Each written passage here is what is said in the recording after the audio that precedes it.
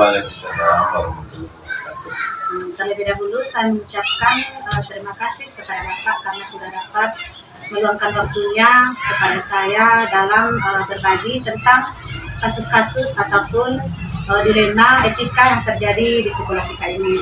Di sini nanti saya akan bertanya kepada Bapak apa kasus ataupun dilema etika yang pernah terjadi di sekolah kita, Pak. Sepertinya bagaimana kasus ataupun dilema etika yang pernah Bapak alami di sekolah kita, Pak?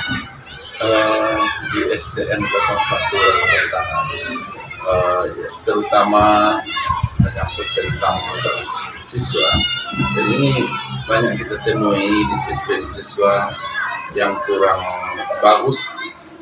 Ini diakibatkan oleh budaya atau masyarakat atau orang tua siswa sendiri kurang mendukung tentang disiplin yang kita laksanakan di sekolah ini, di mana tingkat perekonomian atau tingkat pendidikan orang tua masih rendah. Makanya kurang perhatian orang tua terhadap pendidikan anaknya di sekolah ini. Tapi tidak semuanya, cuma sebagian. Jadi di sini kasus yang dihadapi kurangnya kedisiplinan siswa ya Pak, diakibatkan kurangnya perhatian ataupun adanya kurang rasa kasih sayang dari orang tua. Baik Bapak, berangkat dari kasus ini saya akan menyampaikan beberapa pertanyaan. Yang pertama, selama ini bagaimana Bapak dapat mengidentifikasi kasus-kasus yang merupakan dilema etika ataupun rujukan moral, Pak? Ya, untuk dilema etika dan kasus-kasus yang kita selesaikan di sekolah ini, terutama kita melihat tipe-tipe kasusnya, tipe kasus apa yang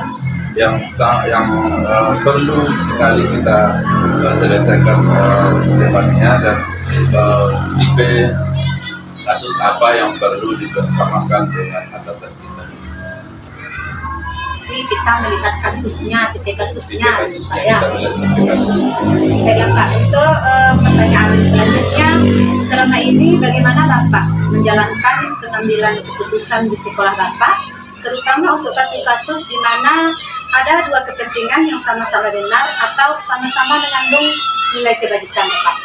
Iya, dalam mengambil satu keputusan kita menjunjung tinggi prinsip musyawarah dan mufakat. Untuk itu kami selalu membawa majelis guru ke dalam menyelesaikan satu permasalahan yang ditemui di sekolah kita ini. Jadi yang intinya di sini adalah musyawarah dan mufakat. Jadi pengambilan keputusan apabila ada kasus di sekolah Bapak itu mengutamakan musyawarah mufakat, Bapak. Oke Bapak. Berikutnya lagi, langkah-langkah atau prosedur seperti apa yang biasa Bapak lakukan selama ini, Pak? Ya, prosedur dalam penyelesaian masalah ini yang terutama sekali kita identifikasi kasus-kasus tersebut. Kita analisis tentang bagaimana, apa penyebabnya, apa sumber permasalahan yang ada. Nanti setelah itu baru sama-sama kita bincang, kita selesaikan, kita musyawarahkan bersama majelis guru. Jadi Bapak mengidentifikasi dulu, baru menganalisis, setelah itu adakan perbincangan ya Pak dengan rekan-rekan guru. Ya, dengan rekan guru dan apabila perlu dengan orang tua siswa. Selanjutnya Pak, hal-hal apa saja yang selama ini Bapak anggap efektif dalam pengambilan keputusan pada kasus-kasus dilema etika yang terjadi di sekolah kita, Pak? Ya, dalam mengambil satu keputusan ini sangat penting sekali yaitu komunikasi yang efektif. Ya, dengan komunikasi yang efektif ini antara kepala sekolah dengan guru, kemudian pihak sekolah dengan orang tua siswa, inilah yang perlu kita junjung tinggi, yaitu komunikasi efektifnya. Jadi dalam penyelesaiannya diperlukan adanya komunikasi efektif ya Pak. Termasuk di sini melakukan komunikasi terbuka dengan rekan-rekan guru. Baiklah Bapak, berikutnya hal apa saja yang selama ini yang merupakan tantangan dalam pengambilan keputusan pada kasus-kasus dilema etika di sekolah ini Pak?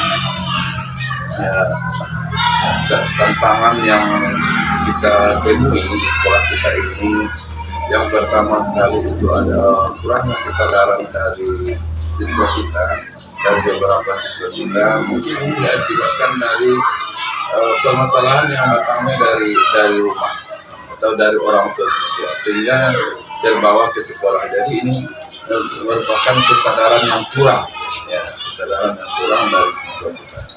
Jadi diakibatkan kurangnya kesadaran ya Pak dari diri siswa sendiri dan juga kurangnya kesadaran dari orang tua siswa itu sendiri.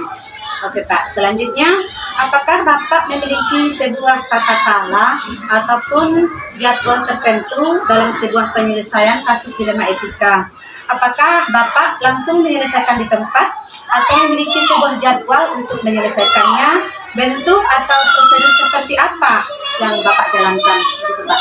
Iya, dalam menghadapi atau menyelesaikan satu permasalahan yang ada di sekolah kita, ini tidak ada jadwal tertentu.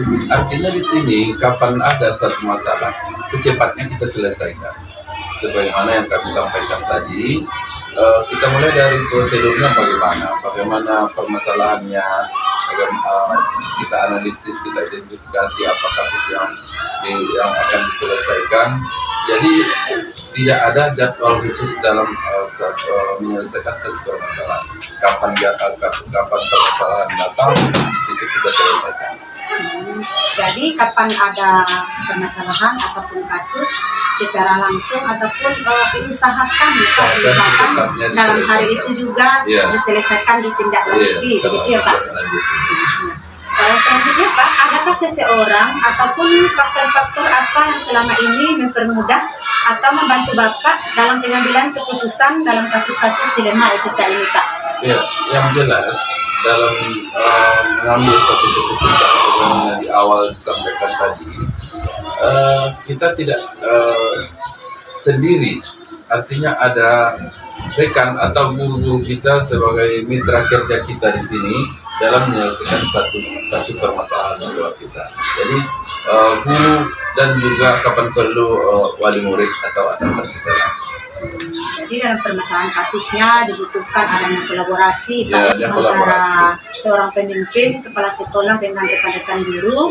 Kemudian seandainya nanti dilihat dari kasusnya, kita bisa juga memanggil atau melibatkan orang tua dari siswa itu ya Pak.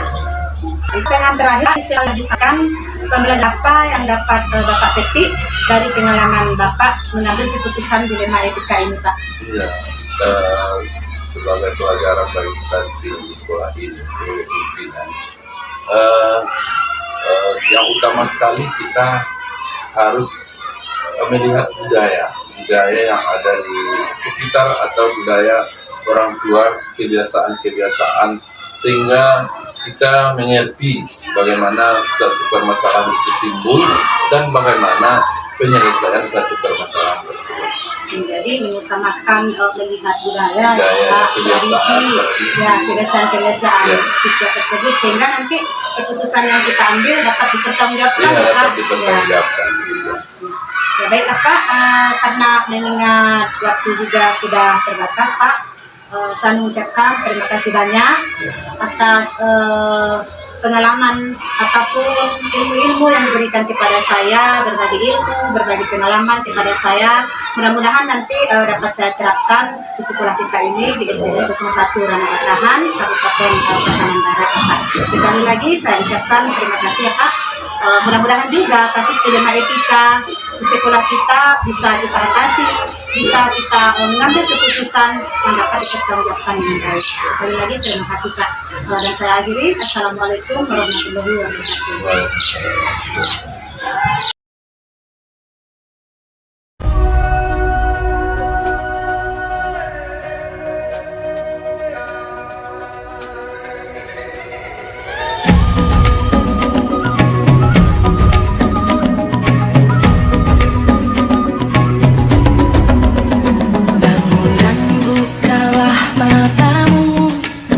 Saatnya meraih mimpimu, arahkan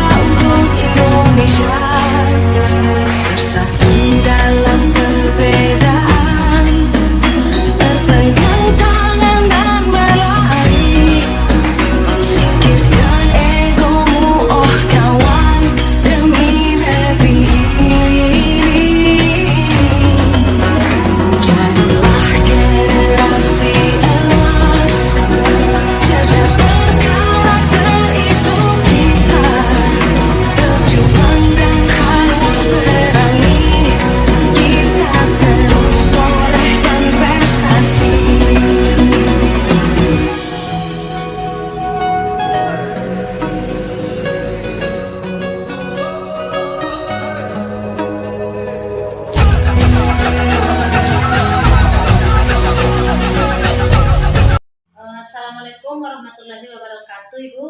Waalaikumsalam warahmatullahi wabarakatuh. Baiklah Ibu, pada kesempatan ini saya mengucapkan terima kasih banyak atas waktu yang diberikan kepada saya mengenai bincang-bincang ataupun wawancara tentang kasus-kasus ataupun dilema etika yang pernah terjadi di sekolah Ibu. Kira-kira seperti apa kasus atau dilema etika yang pernah terjadi di sekolah Ibu, Bu? Baiklah, selama ini kasus atau dilema yang kami hadapi, di mana di kelas 5 nilai daripada anak-anak kita ada di bawah KKM, sementara harus dinaikkan nilainya agar di atas KKM atau setara dengan KKM sehingga anak-anak tersebut bisa dianggap atau mampu untuk naik ke kelas berikutnya. Oke, Bu. Berdasarkan kasus Ibu tadi, selama ini bagaimana Ibu dapat mengidentifikasi kasus-kasus yang merupakan dilema etika ataupun bujukan moral di sekolah Ibu, yaitu Sekolah SD Negeri 19 Ranah Batahan, Ibu? Baiklah, selama ini kami di SD Negeri 19 Ranah Batahan, berdasarkan kasus tersebut di atas, kami mengidentifikasi masalah-masalah tersebut di mana ada hal-hal yang bisa kita terima, di mana apabila nanti alasannya masuk akal, itu kita sebut dengan dilema etika. Namun di samping itu ada pula nanti hal-hal yang tidak bisa kita terima dengan akal sehat kita, itu kita masukkan saja nanti kepada bujukan moral. Ya, berarti Bu yang sesuai berarti itu namanya dilema etika, Bu ya. Sedangkan kasus yang tidak sesuai kita istilahkan sebagai bujukan moral, begitu Bu ya. Oke Bu, selanjutnya selama ini bagaimana Ibu menjalankan pengambilan keputusan di sekolah Ibu, terutama untuk kasus-kasus di mana ada dua kepentingan yang sama-sama benar ataupun sama-sama mengandung nilai-nilai kebajikan, Ibu? Selama ini kami di sekolah kami biasanya mengambil keputusan secara bersama, dilaksanakan dengan musyawarah bersama guru-guru kita yang ada di sekolah kami tersebut. Berarti mengadakan musyawarah ya Bu dengan guru-guru yang ada di sekolah. Oke Bu, untuk berikutnya, apa kira-kira langkah-langkah ataupun prosedur seperti apa yang biasa Ibu terapkan selama ini di sekolah Ibu? Biasanya saya melaksanakan tindakan-tindakan atau yang pertama mengajak guru-guru kita untuk rapat di kantor atau di sekolah untuk membahas permasalahan-permasalahan yang ada di sekolah kami. Berarti Ibu mengajak rekan-rekan guru yang ada di sekolah untuk rapat Bu ya, untuk mengatasi permasalahannya. Oke Bu, selanjutnya hal-hal apa saja yang selama ini Ibu anggap efektif dalam pengambilan keputusan pada kasus-kasus dilema etika yang terjadi di sekolah Ibu, Bu? Selama ini ada pun beberapa tindakan yang kami lakukan, yaitu melaksanakan tindakan preventif sebelum terjadi permasalahan yang ada di sekolah kita. Jadi dilakukan tindakan preventif Bu ya sebelum adanya kasus ataupun permasalahan yang ada di sekolah Ibu. Oke Bu, selanjutnya lagi Bu, hal-hal apa saja yang selama ini merupakan tantangan dalam pengambilan keputusan pada kasus-kasus dilema etika yang terjadi di sekolah Ibu?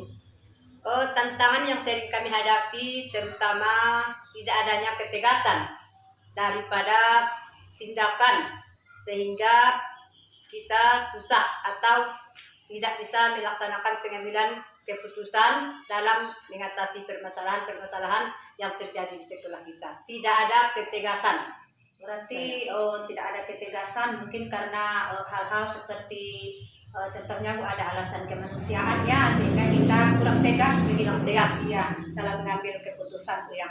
Oke Bu, untuk pertanyaan berikutnya, apakah Ibu memiliki sebuah tata cara ataupun jadwal tertentu dalam penyelesaian sebuah kasus dilema etika di sekolah Ibu? Apakah Ibu menyelesaikannya di tempat atau memiliki sebuah jadwal untuk menyelesaikannya? Bentuk atau prosedur seperti apa yang pernah Ibu jalankan? Biasanya kita di sekolah tidak pernah ada jadwal tertentu. Cuma apabila terjadi suatu permasalahan dilema etika, langsung kita selesaikan secara langsung sehingga permasalahan-permasalahan cepat bisa kita atasi sebagaimana kita harapkan di sekolah kita. Berarti langsung ditindaklanjuti Bu ya, biar tidak permasalahannya biar tidak berlanjut Bu ya, ditindaklanjuti secara langsung. Oke Bu, adakah seorang ataupun adakah faktor-faktor yang selama ini mempermudah atau membantu Ibu dalam pengambilan keputusan dalam kasus-kasus dilema etika di sekolah Ibu, Bu? Selama ini beberapa rekan guru kita bisa kita ajak bersama dalam mengambil tindakan mengatasi permasalahan-permasalahan dilema etika yang terjadi di sekolah kita. Artinya kita bisa bekerja sama dengan guru-guru kita yang ada di sekolah. Jadi dalam mengatasi kasus-kasus itu di sekolah Ibu mengutamakan kerjasama ya dengan rekan-rekan guru yang ada di sekolah sehingga permasalahan bisa segera diatasi, Bu ya.